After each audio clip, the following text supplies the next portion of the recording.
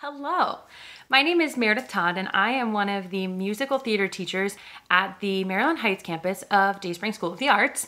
And I wanted to get on here today and give you some of my top tips regarding auditions.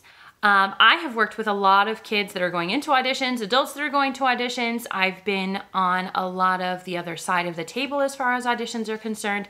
So I've kind of got some good experience with how to help you choose the right audition song or how to know what's not the right audition song. So I wanted to give you some of my favorite tips for what songs to avoid today. I hope that this helps you, and if it does, feel free to drop a comment below. We would love to hear from you and hear some of the other things that you maybe use as rules for yourself regarding what kind of audition song you choose. So, going into audition is super difficult. You've done all the research, you've picked songs, you don't really know what the director's looking for maybe, but you feel like you've got some strong ideas. Well, let me help you know some things that directors don't want to see, okay? The first rule, which seems obvious to some people, but maybe it's not to everyone, don't Google the character or the show that you're auditioning for and just search for audition songs for whatever show that is. And then pick one of those. Because guess what? Everyone else is going to do that exact same thing. And that list is going to get looked at by everyone that's auditioning for this show just the same as you are. And you don't want to repeat a song that someone else is doing it. So if a song is on a Google list of songs to use for an audition for a show, that means you shouldn't use that song. The second thing that I feel very strongly about is that you should not pick a song that is from the show. A lot of the time, directors are wanting to see something outside of the box. And if you put yourself in a box by choosing a specific song from a character in a show, they may not be able to properly imagine you as another character in the show. And then they might not cast you in the role that you really needed. Maybe you chose one character that you felt you might be good for, and they had a completely different vision for that character than what you presented. So you've basically taken yourself out of the running for maybe the character that you liked, and then also didn't leave yourself open to getting any other character. So don't sing a song that's from the show unless it's requested by the directing team. The next thing that is very important, especially as singers, is we want to make sure that we don't pick a song that's too difficult for an accompanist.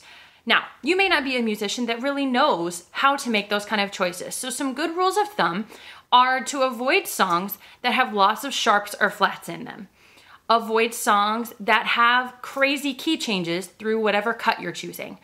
And then a couple of composers that do a lot of musical theater that you should probably avoid are Stephen Sondheim and Jason Robert Brown. If you bring those to an audition, an accompanist is probably going to give you a dirty look. The fourth thing that you want to be considering is just make sure you don't choose something that's overly famous or overdone. That coincides with the first recommendation that I gave you about not Googling something. You really don't want to present the same song that someone else is presenting at those auditions. You want to do something that's memorable. So you don't want to do something that is overly done that other people are going to pick. And I would recommend really avoiding songs that have been made famous by people like Idina Menzel, Kristin Chenoweth, songs that have been Tony nominated in the last 5 years, or even songs, well, actually, especially songs from Disney. Those songs tend to be very well known. And especially if you're an actor that's over the age of probably 13 or 14, there are a lot of other songs out there that you can choose from that aren't Disney or princess songs. You want to show more range of character than that, so try to avoid those kinds of songs as well. The fifth thing that I think most people don't think about is do your homework. Make sure that you pick a song that the director didn't just do. So if they've just done a show and you bring a song that's from that show, they have already worked with someone and helped someone to be successful with that character, hopefully. And so you bringing that same character may be a little bit less refined, or you might remind them of the other person, and then they're making that comparison of, oh, I like the way this other person did that better, so they might not be the right choice for this role.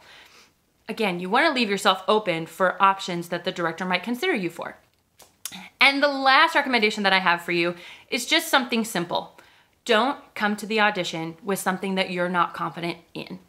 If you walk in that door and we can tell that you're not confident in the song that you're bringing, if you're not confident in the character that you're bringing, forget all the other rules. You bring something that you're confident with, that you feel it shows off the very best that you can do. That's what a director wants to see. They want to see a character, they want to see you being confident, and they want you to be successful just as much as you want to be successful. So I hope that helped you. Feel free again to drop comments below of what you think are good rules to abide by for what not to do when choosing an audition song. And stay tuned, there's going to be more things coming from other teachers, including my top tips for what you should consider when choosing an audition song. Have a good day.